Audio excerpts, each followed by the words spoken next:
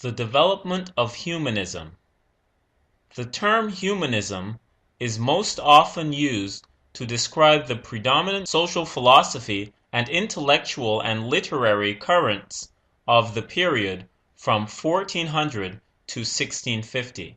The leading intellectual trait of the era was the revival of Greek and Roman studies, basing every branch of learning on the literature and culture of classical antiquity. Another humanist trend which cannot be ignored was the rebirth of individualism, which, developed by Greece and Rome to a remarkable degree, had been suppressed by the rise of a caste system in the later Roman Empire, by the Church, and by feudalism in the Middle Ages.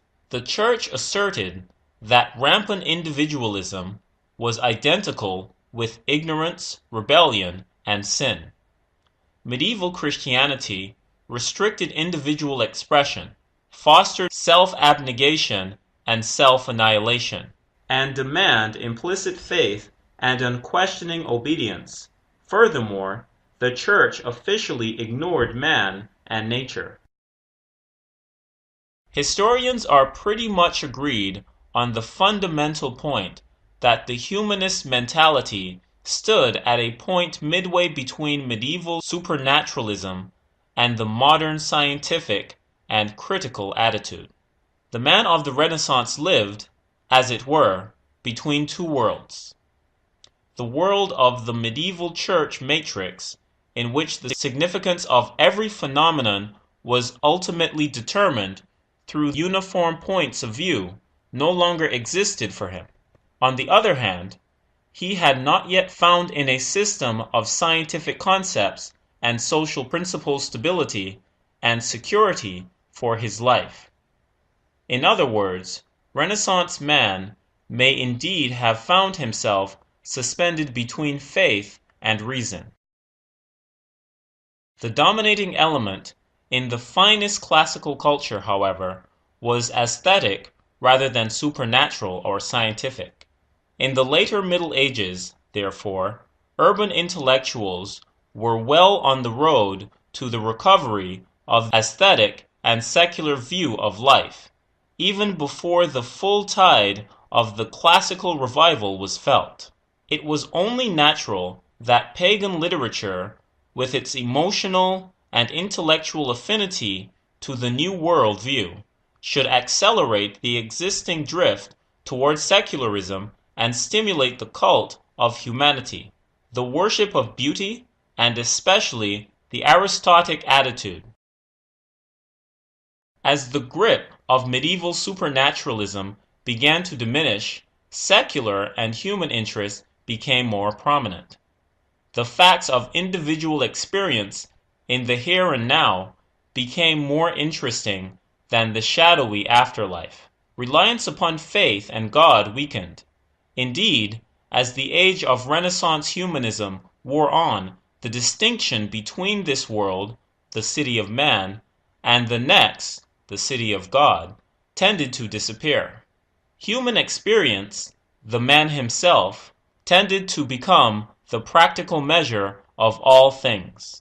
The ideal life was no longer a monastic escape from society, but a full participation in rich and varied human relationships. Almost everywhere, humanism began as a rather pious, timid, and conservative drift away from medieval Christianity and ended in bold independence of medieval tradition. The intellectuals of antiquity, in contrast to the Christians, were relatively unconcerned about the supernatural world and the eternal destiny of the soul. They were primarily interested in a happy, adequate, and efficient life here on earth.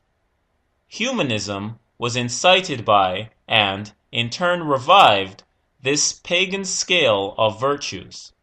As a result, the humanist movement started in Italy, where the late medieval Italian writers Dante, Giovanni Boccaccio, and Francesco Petrarch contribute greatly to the discovery and preservation of classical works.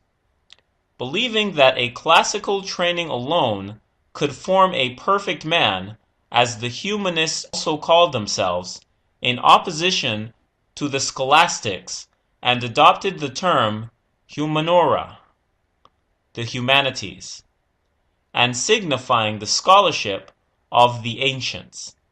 The collection and translation of classical manuscripts became widespread, especially among the higher clergy and nobility. The invention of printing with the movable type around the mid-15th century gave a further impetus to humanism through the dissemination of editions of the classics. Although in Italy, humanism developed principally in the fields of literature and art, in Central Europe, where it was introduced chiefly by the German scholars Johann Reuchlin and Melanchthon, the movement extended into the fields of theology and education, and was a major underlying cause of the Reformation.